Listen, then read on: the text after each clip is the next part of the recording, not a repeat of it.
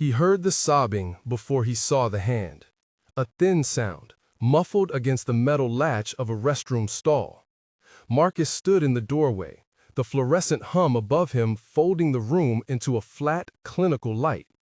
A silver name badge lay face down on the wet tile beneath the stall.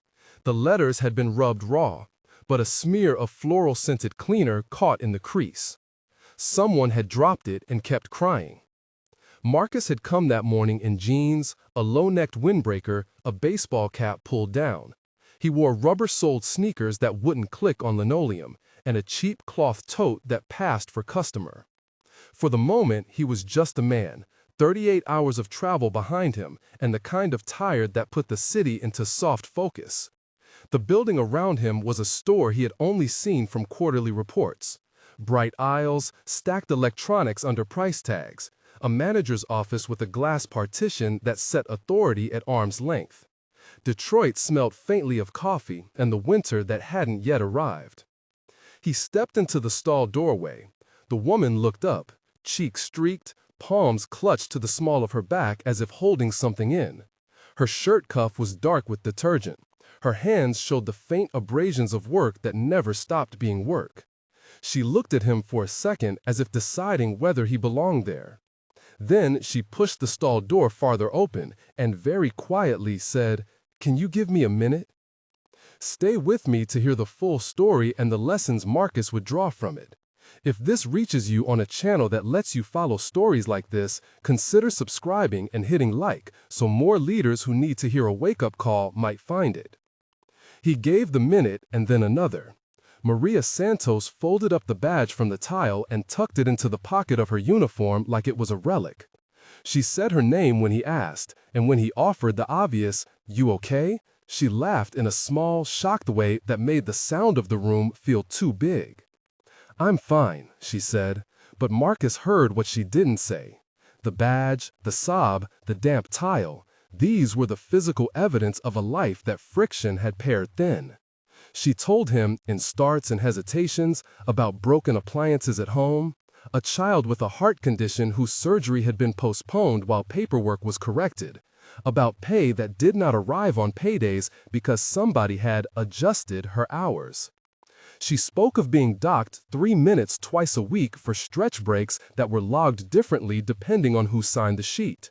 She spoke of the schedule board in the back room, a physical map of their lives where one name could be shifted to fill a dozen others' holes, where metrics mattered more than whether anyone had eaten that day. Marcus listened and cataloged. In his head, he began to build the list of things that would matter: payroll entries, time clock punches, security camera gaps, manager sign-offs. He smelled the chemical tang of the restroom cleaner and the lingering sweetness of disinfectant from the tote bag near the sink. Maria's words had a gravity that made the fluorescent light seem flint bright and unforgiving. He left the stall and did what executives sometimes did without thinking. He assessed risk.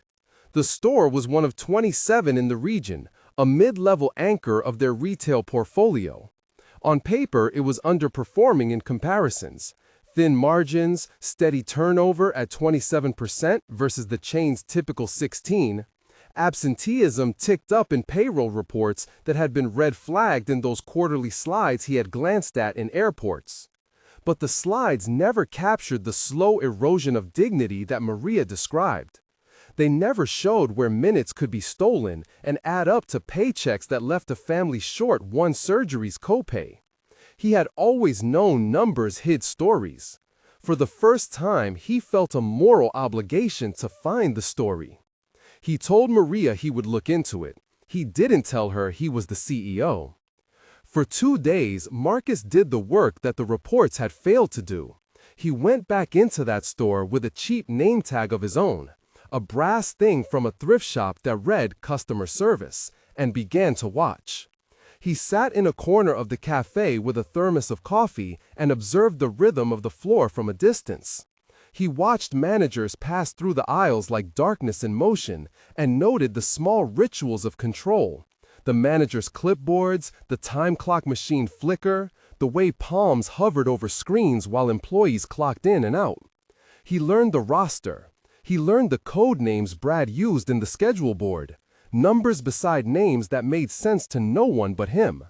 He noticed Tommy, who kept folding the shipment boxes into neat squares like a man practicing patience. Sarah, whose belly had first been the subject of office speculation, and then a slow attentiveness that softened her colleague's steps. Rebecca, HR's on-the-ground officer, who came by twice weekly and left with a notebook heavier than when she'd arrived. He watched how Brad, the regional manager, used the glass partition of his office like a sheet of water between power and people, clear enough to see through, impermeable enough to block warmth. One of the first things Marcus did was sit in a break room and run his hand over the schedule board. It was a whiteboard scribbled in an economy of erasures and ink lines. A Monday that should have had 8 names instead held 6. An entire shift had been covered with shift share notes that meant one worker took the pay and another took the hours. There were annotations beside names that read like cause and effect. Late, docked 15. No call, auto dock. Swap, approved. The swapping had a pattern. Certain names were always omitted when sales reports were tight, and others were shifted to make coverage look dwindled but efficient. He asked questions in the way undercover men had to, small, non-threatening, curious. "How's the payroll working out this week?" he'd say. "Did you see that shipment came in okay?" People answered because that was how small talk in a department store ran, through a current of tolerated imposition. Maria answered with the flatness that suggested this had happened before. Tommy answered with that furtive half-smile of someone who knew how to make himself useful when a man with a cap sat nearby and asked the same question twice. On his second day, he arranged to be scheduled. He filled out a slip, signed with a fictive given name, and worked the night shift. He scrubbed floor tiles until his palms ached, pushed carts down the electronics aisle, and stock-checked blister packs in the back room past midnight when the store's fluorescent light had the quality of a second sky. The work was harder than he had expected. His feet, used to leather soles in meetings, protested the linoleum. He felt muscles remember long hours and the bone-deep fatigue that coffee couldn't erase. He also felt the small indignities that did not appear on a balance sheet. At 11:47 p.m., a supervisor walked by and tapped a finger twice on his time card, as though it were a metronome keeping pace with someone's authority. 3 minutes, vanished, adjustment, in the log. Then another click. At the end of the shift, he watched a clerk hand a handful of receipts to the manager who, with a turn of his wrist, added a line item to the ledger that would deny them their overtime. "It's within policy," the manager said, and the words slipped like grease. Marcus learned how a policy could be used like a net to cage people when read creatively. He found gaps in security camera footage, 10-minute pellets of darkness where footage was archived as maintenance. He found time card entries that had been bulk edited in the payroll system, a manager's credentials attached to entries at hours when the manager was on the sales floor. He filed screenshots and cross-checked punches with point-of-sale timestamps. Somewhere in a cloud server, there was a trail that mapped to a name, Brad Miller. The ledger had his signature. He wasn't alone in gathering what mattered. Rebecca from HR noticed him, quiet, precise. She asked for a word in the office with the glass partition. Marcus felt the partition as a metaphor made flesh. She leaned on the desk and spoke in tones that suggested she would not be the dramatic sort, but she would be thorough. "You don't have to play the hero," she said without preamble, eyes steady. "But we've had calls. I couldn't get a pattern until now. If you want to help, don't skip chain of custody." He swallowed the impulse to explain himself. He learned how to be careful, to catalog evidence without contaminating it, to make copies of logs, and to note times and witnesses. Rebecca had protocols and a fatigue that came from holding 2 worlds at once. She was protective of her job's integrity, wary of headline-driven impulses. Marcus appreciated that. He also appreciated that she did not blow smoke about the power dynamics. She simply named them. It was in Rebecca's small stack of printed emails that he found the first explicit instruction. An internal memo, terse, sent from Brad's account to floor managers. If hours must be redistributed to cover shortage, convert to shift share and annotate inventory mitigation for billing. The phrase was an administrative cloak for transfers that removed pay from people and reallocated it where the books needed it. Underneath the memo was a line of small replies. Noted, will do, confirmed. A benign, bureaucratic chorus. The word mitigation had become a lever. Marcus recorded what he could. Detroit was a one-party consent jurisdiction. He knew the legal landscape enough to ensure that any recording would be admissible in an internal hearing and useful to HR. He used his phone as a recorder in a way that blended into the environment. Music apps open, a text conversation on screen, while he took notes and masked intent. He recorded one short conversation where Brad scolded a young clerk for eating into labor minutes and suggested creative solutions to keep staffing numbers down. Brad's voice had the casual cruelty of someone who had never had to justify himself to the people whose hours he adjusted. The most damning thing Marcus heard did not come in a manager's aside. It came in a phone call Brad believed private. Brad was on the line arranging a reassignment that would move a worker's hours ostensibly to cover inventory, but would, in fact, vanish into a phantom line item on the ledger. "We can't be bleeding time on this floor," Brad said. "Adjust their punches to late arrival. It's cleaner when payroll runs." The voice was recorded with a timestamp. Marcus annotated it. February 14, 9:17 p.m., back room near receiving dock. He felt a coldness in his chest. That was the moment he stopped observing and began building a case. He also learned about the small resistances that could add up. Tommy, who folded boxes with practiced patience, kept to himself until someone left a sandwich behind the service counter. He then split it 3 ways. Sarah, who was due in April, had a standing request in the HR portal for protective scheduling. Someone had overwritten it with standard rotation. Rebecca had a copy of a form that bore a digital stamp indicating approval, but the approval chain had an unexplained edit.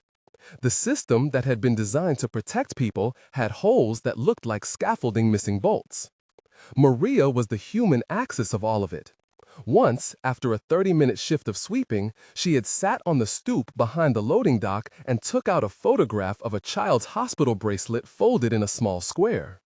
She told Marcus that she'd held off on calling in sick because the last time she'd used unpaid sick leave, a manager had masked it as no call. She spoke of nights where she rationed heat and days where she skipped lunch so her son could have the bus money.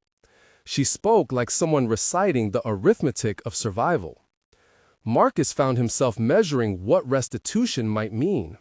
He thought of line items he could fix: retroactive overtime pay for docked minutes, reimbursements for benefits lost due to error, backdating of leave approvals, a wash of apologies that might feel cheap but could be accompanied by measurable corrections, cash adjustments, paid time off credits, immediate promotion for a worker who had stepped up.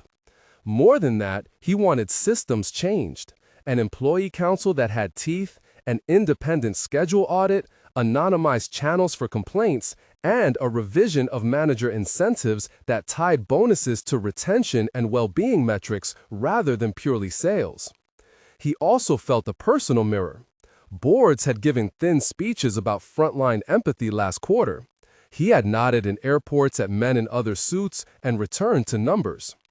The realization that the people whose time and care moved product through his stores were bearing burdens he had only seen as line items sparked a responsibility he could not delegate. On the evening Marcus decided to go deeper, he borrowed a night shift uniform and took a small recorder with him again, this time tucked into a pocket that would not catch suspicion.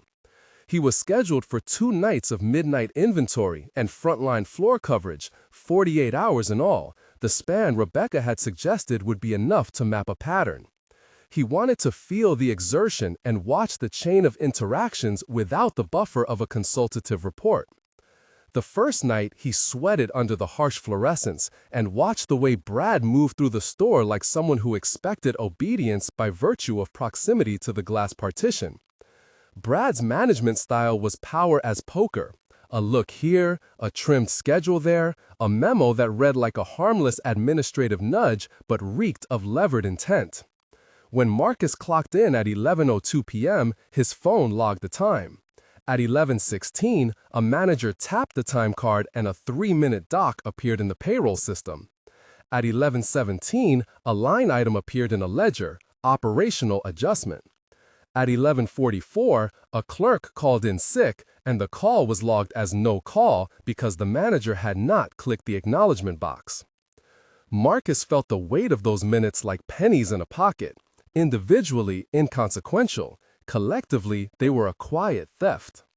He set up a meeting with Rebecca the next morning. She brought a printed stack of the last 6 months of turnover rates and a heat map of store losses that correlated oddly with manager tenure. "We look at this," she said, tapping the map with a pen, "and somebody reading only sales sees inefficiency. Someone who reads it for human impact sees extraction." "How often does this scale?" Marcus asked. "More than we like," she answered, "especially when targets tighten." They built a plan. Collect the recordings, cross-check entries, preserve timestamps, secure witness statements, and prepare an all-staff meeting where the evidence would be presented in a controlled way. Marcus insisted on timing. This had to be done with an HR presence, legal counsel on standby, and a commitment to immediate remediation. Rebecca's eyes narrowed. She liked that he was being methodical. She didn't like that he was the kind of executive who could make the meeting happen overnight. "People will be raw," she warned. "You reveal and they will want to act. We have to be ready to do the work that follows." Marcus had not thought about speeches. He had thought about undoing harms. He had thought about a silver badge lying on tile, and then about a badge placed on a blazer again, clear and polished.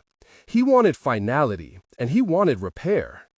He called in a favor he had not used since founding the company, an on-site compliance attorney who owed him a past professional courtesy.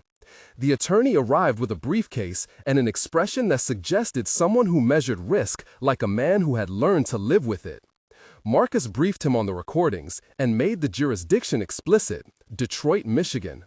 The attorney nodded, asked a few legal administrative questions about consent and retention, and then resigned himself to the facts as presented.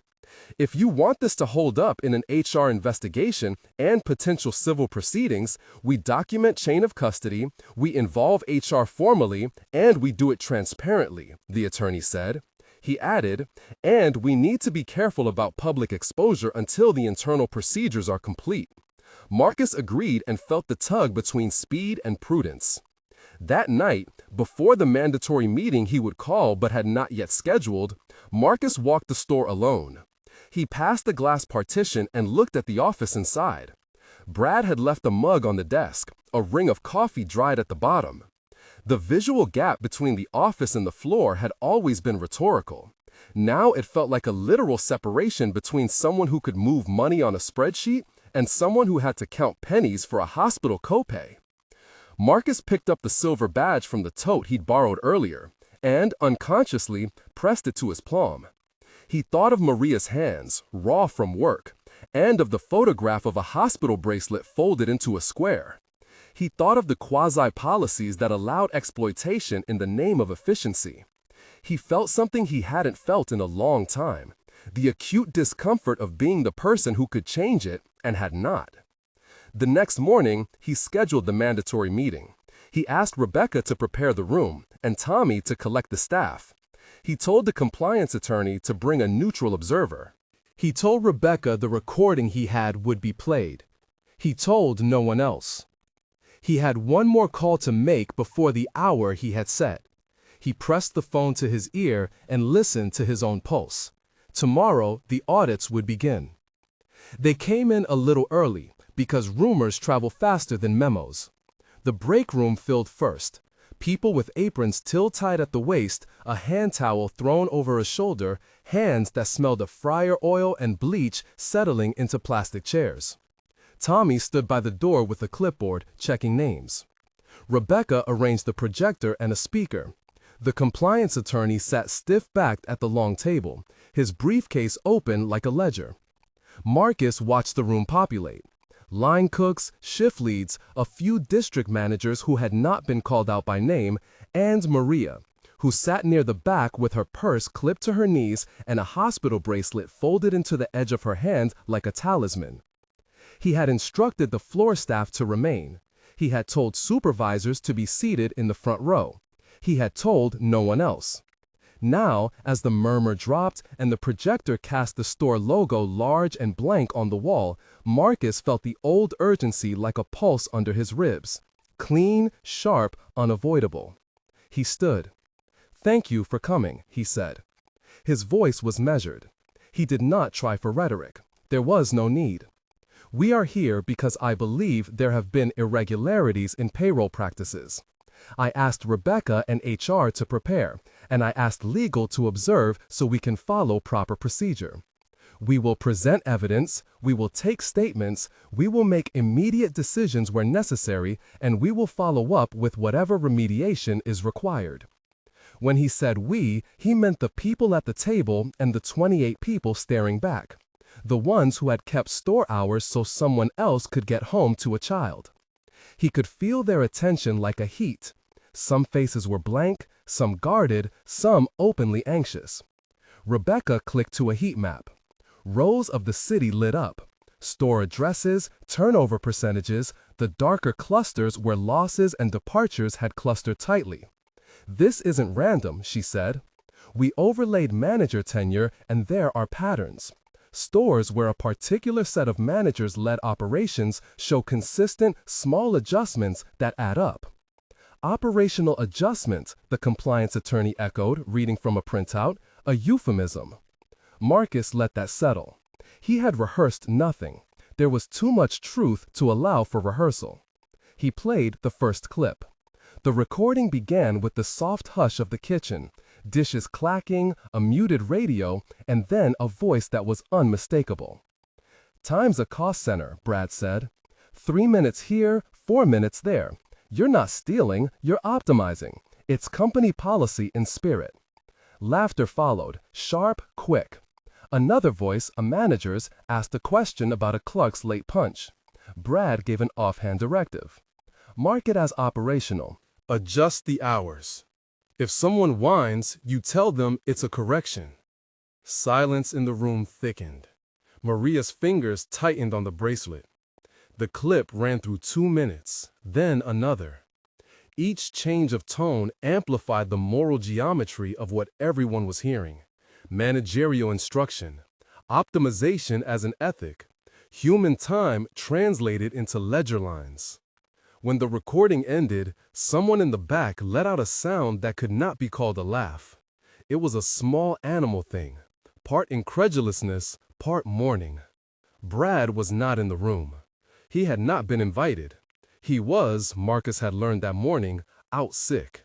The fact settled like a stone. "What you heard," the attorney said gently, "appears to be an admission of direction to make adjustments. We will need to corroborate, document chain of custody, and interview every person on those calls. But as an organization, we must act now to preserve wages and protect staff." "Can we stop them from changing the books?" someone asked. A young woman who had worn her name tag upside down in an admitted rush. Her voice was small but edged. Rebecca had already anticipated the question. "We've issued a freeze on payroll editing permissions for those implicated. That will prevent immediate alterations. Payroll will pull historic logs and will create a separate archive for investigation." Hands moved like a current from the front row to the back. Questions unfurled, some practical, some closer to the center of what had been wounded. "Will we get paid back?" Maria's voice came, raw and unpolished. She had been quiet until now, and when she spoke, the room inhaled.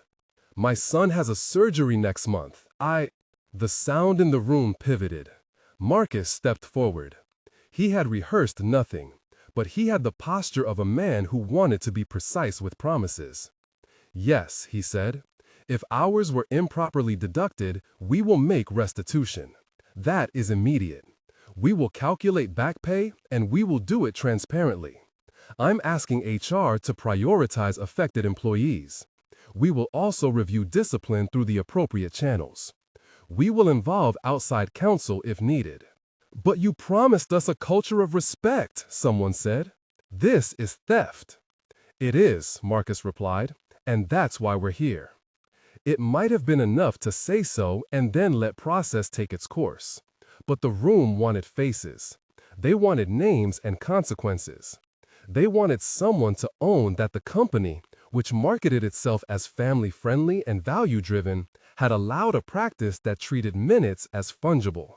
Rebecca read through witness statements line by line.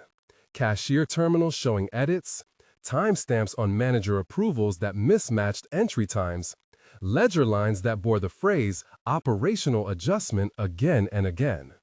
Tommy, who had been with the store 3 years and who had been present on several of the recorded calls, stood and offered his account. He spoke plainly. "I was told to change entries when sales were low," he said. "I was scared to lose my job. I did what I was told. I'm sorry." Applause, soft and uneven, broke out like a release valve. It was not triumph, it was relief. The compliance attorney took notes. "That admission helps," he said. "It helps the chain of evidence." Marcus watched more than he spoke. He watched how Rebecca handled the room, how she used the projector not as a prop, but as a ledger open for everyone to see. She moved from data to names to a timeline. It became impossible, in the way that logic is sometimes irresistible, to separate the small erosions of time from the larger portrait of intent. 2 mid-level managers, pale and rigid, rose defensively in the front. "You can't just," one began. "You will have your opportunity to respond," Marcus said. He did not shout. He simply closed the space around the interruption. "We will interview everyone. We will place individuals on administrative leave where necessary pending the investigation. No retaliatory action will be tolerated against anyone who comes forward. That is enforceable." An older manager near the table, someone with a long tenure and a flinty jaw, leaned forward. "What about corporate targets? We're told to meet margins. If we don't, we get pressure from above." Pressure filtered down, Marcus thought, tightening hands into fists. "Targets are not a license to steal from our team," he said. "If there's misalignment between goals and humane practice, we will fix the goals. We'll examine how incentives are structured so they do not encourage unlawful or unethical behavior." A woman at the back, a single mother with a child's drawing half folded in her bag, spoke up through tears. "I didn't have money for formula once because someone took 3 minutes from me every week and I never noticed. That's hunger." It landed like a blow. Marcus felt, suddenly, the entire history of small injustices, minutes clipped, shifts shortened, overtime denied, coalesce into a moral ledger that no spreadsheet could reconcile. He thought of the silver badge he had held the night before, an emblem of small authority that had never tasted such clarity before. He had wanted repair, and now the room demanded it loud enough to be heard. The interviews began that day. Rebecca organized the schedule. Staff statements first, then middle managers, then anyone who had access to payroll system in the previous 12 months. The compliance attorney insisted on recorded interviews and signed acknowledgments.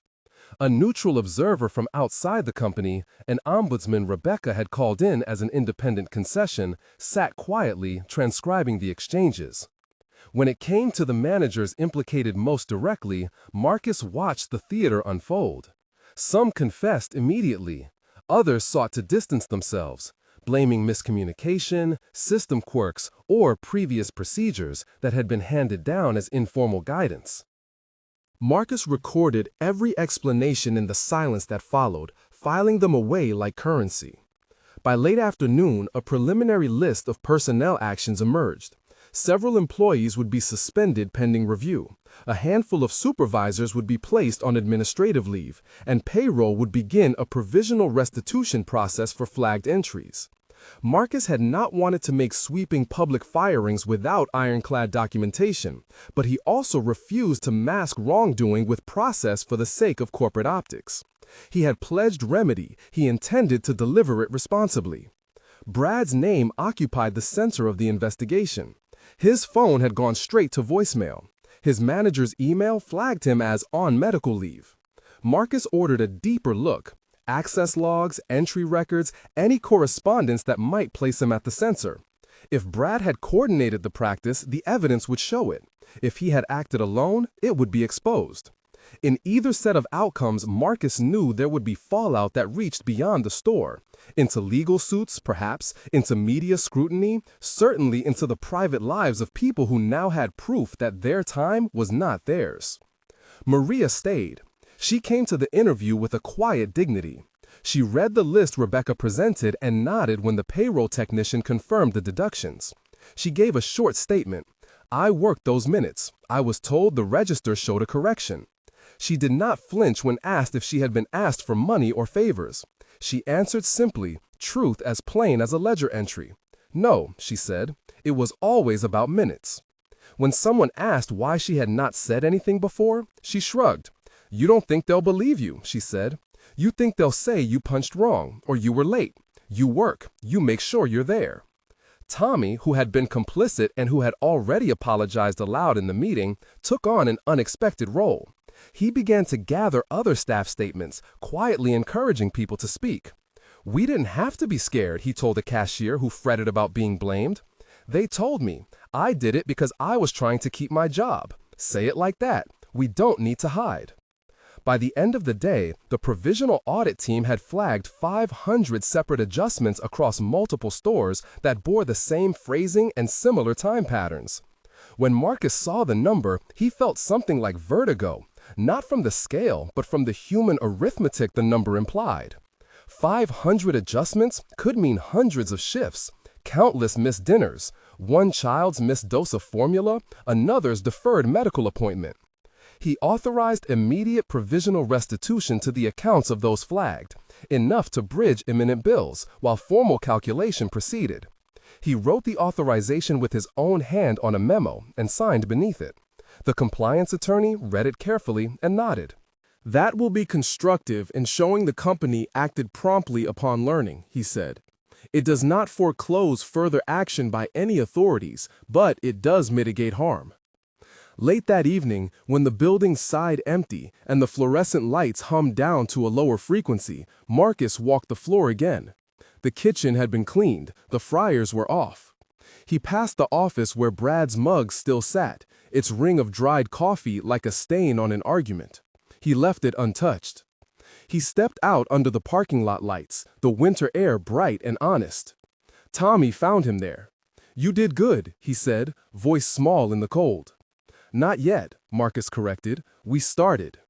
Tommy looked at him, searching for something he could not name.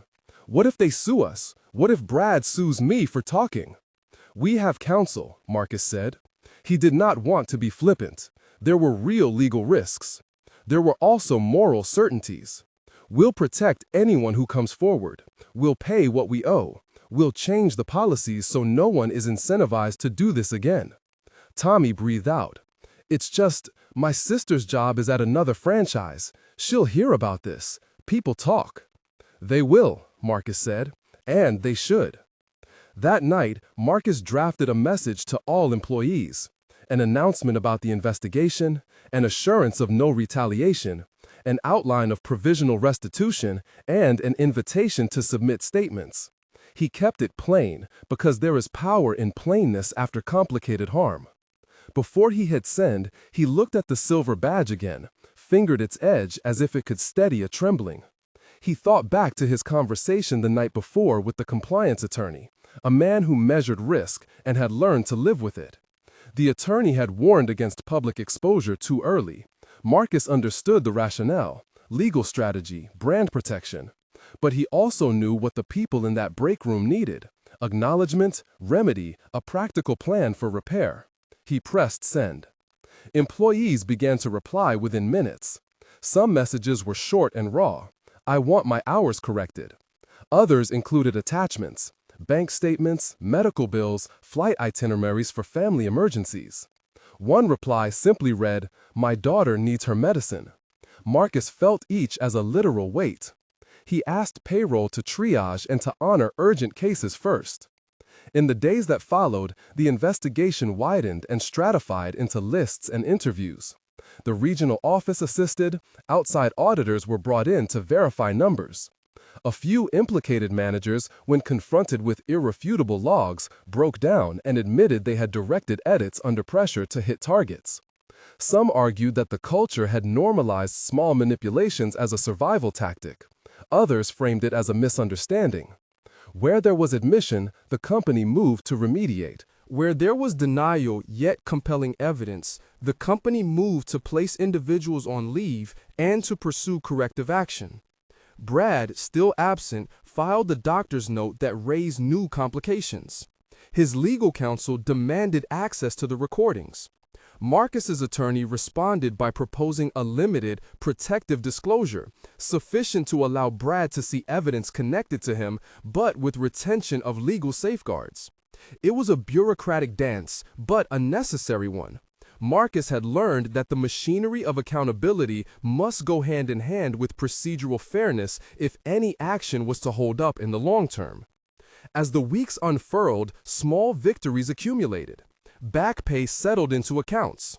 One young mother whose formula fund had been drained received a lump sum that unblocked an immediate crisis. Another employee's overdue utility bill was paid as a gesture of goodwill while formal restitution was calculated.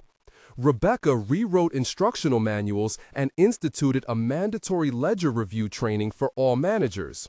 She restructured incentive plans to remove perverse targets that rewarded cutting costs at the expense of employees' time. But the remediation did not close the book on moral cost. Trust had ruptured. It would not simply reknit itself on a spreadsheet. Employees looked at managers differently. Managers looked at each other in ways that had a new, brittle edge. Marcus received emails from franchisees and clients asking pointed questions about oversight. The local press learned of the internal actions and asked to speak with him. He declined for now, citing ongoing investigations. One evening, a week into remediation, Maria stopped by the office. She had come to return an apron left in a locker and to ask a question about her bank deposit. Marcus met her in the lobby. He could tell by the way she avoided looking at his badge that this encounter was not about small ceremonials. It was about something more precarious. "How's your son?" Marcus asked. She smiled, not with relief, this was not relief yet, but with something steadier. "He is fine," she said. "The surgery is scheduled. I'm nervous, but it is scheduled." Marcus nodded. "I'm glad." She touched the hospital bracelet, smoothing it with a thumb. "We all have things," she said. "You did what you could. The company did what you told it to do. But things will still be hard. People will still have to eat. Some of us don't get to wait on investigations to feed our kids."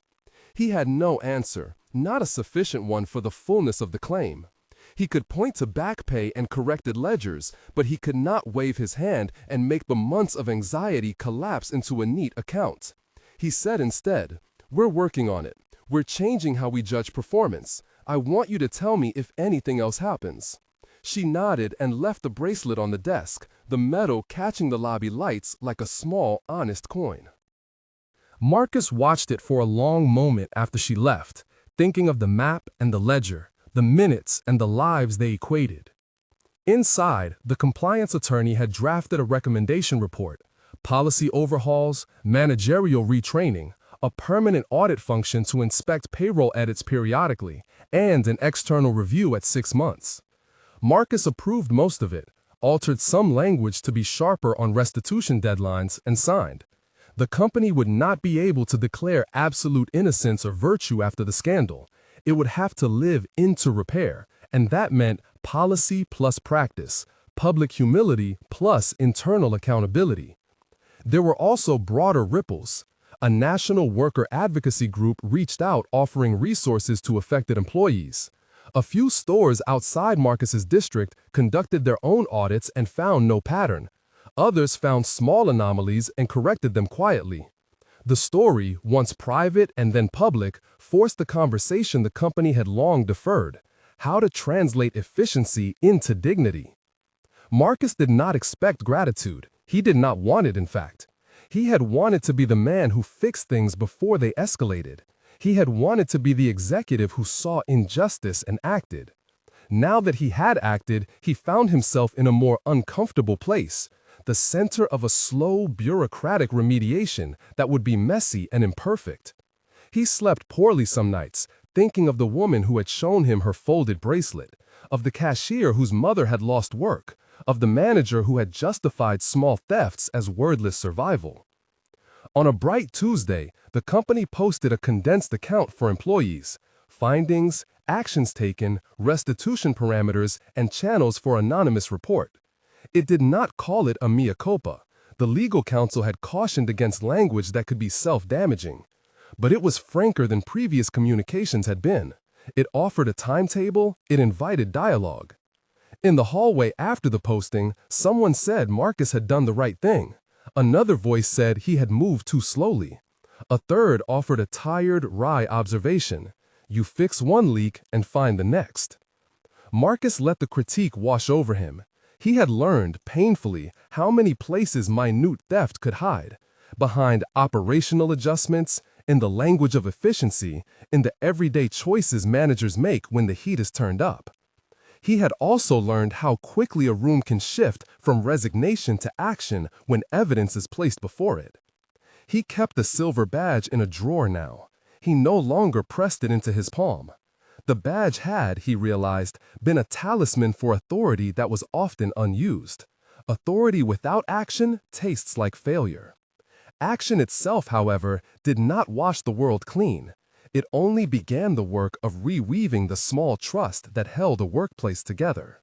One afternoon, as the winter light leached gold across the kitchen tiles, Rebecca told him over the phone that one of the managers previously placed on leave had requested to meet. He wants to talk, she said. He says he wants to explain his decisions. Marcus considered the request. He had heard enough explanations, and yet he also knew that understanding motivations mattered for repair. Bring him in, he said. Record it. Let him tell the truth. When the manager arrived, he was smaller than Marcus had expected, less theatrical, more worn. He explained, slowly, haltingly, that he had been told, in meetings that had blurred into policy over time, that losses were career-ending. He confessed how, in a closed room, a superior had laid out numbers and a thread. Meet them or be replaced. I didn't know there was another way, he said. I thought you had to survive. Marcus listened. He did not excuse. He also did not minimize the structural pressure that had shaped the moral choices. Survival doesn't justify theft, he said, but we must acknowledge the system that made survival seem the only option. We'll adjudicate consequences, but we'll also change the system. Outside, a city bus passed, the image of its ads blurred by speed. Inside, the small office felt like a place where old things were being unstitched and new things were being sewn, imperfectly, by hands that had to learn their stitches. The investigation would continue. There would be hearings, perhaps legal claims, perhaps enforcement inquiries. There would be training sessions and new sign-offs and a small, persistent bureaucracy of audit. Marcus understood all of it. He also understood that the more enduring work would be the daily acts. Managers clocking staff accurately because they had been trained and because incentives no longer rewarded short shifting. Employees feeling their time respected. A payroll system that made edits transparent and required multiple approvals. These were small, everyday moral choices that added up. When he went home that night, he did not sleep on triumph. He slept with the ledger in his mind and the faces of people he had seen in the break room. He thought of a badge pressed to his palm and of a hospital bracelet folded in a hand. He thought of minutes as currency and of the slow arithmetic of repair. The audits would move outward. People would be summoned, some would be vindicated, others not. The company would change, and it would be messy in ways that humility often is. But for now, the room had a different shape. Not the rigid distance of manager and worker, but a shared map of harm and an insistence on making amends. Marcus walked into the light of that insistence, like someone stepping off a ledge into water, uncertain of the depth, but certain he would swim. Weeks folded into months. The hearings and the outside inquiries made their slow passage. Some faces left the company, some returned after sanction and supervision, and some reached settlements that smelled faintly of both justice and compromise. The new sign-offs and the layered approvals became ordinary. They softened the old sharp edges of discretion. Training sessions filled conference rooms. Managers who had once joked about bending the rules found themselves in classrooms learning how to count minutes with the same tenderness with which one might count breaths. Marcus went to those sessions not as a man triumphant, but as a man attentive. He listened when a junior analyst, nervous, voice steady, described how a single transparent ledger had changed her team's habits. He sat through panels about incentives and watched people rehearse small acts, asking permission aloud, documenting a change, refusing a shortcut. Repair, he discovered, lived more in those rehearsed refusals than in any single memorandum. One gray morning, he found a note pinned to the lunchroom whiteboard. "Thanks for trying, a team member." It was unsigned. He folded it into his pocket like an unremarked coin. At home, Rebecca made stew and left a plate on the counter when he came in late. They ate by the sink light, speaking of schedules and of trivialities as if they were stitches. Some of them small and ordinary, some of them necessary. Marcus handled the silver badge once, turning it over in his fingers. He set it down on the shelf beside the ledger and did not press it to his palm. It was no longer a talisman of authority. It was a tool, a weight that reminded him how easily power could tilt toward harm if not checked by modesty and procedure. Outside the office, the city moved on. Buses blurred their advertisements, the same skyline observed fresher weather. Inside the company, a new rhythm settled, messy, imperfect, tenacious. People returned to work with a softer suspicion and a harder expectation. That the small things would be counted, that minutes would be honored, that restitution would be more than accounting and less than absolution. Marcus walked into that rhythm each morning the way someone walks into cold water after a long, careful hesitation. He did not know precisely how deep the pool would be or how many currents lay beneath the surface. He only knew he would not float by indifference. He would keep stepping in. He would keep learning the strokes. And when the office hummed, when a ledger balanced, when a worker's time was finally paid, when an apology was made without excuse, he felt, briefly and wholly, that repair was possible. The work ahead remained endless, and that, at last, felt like enough.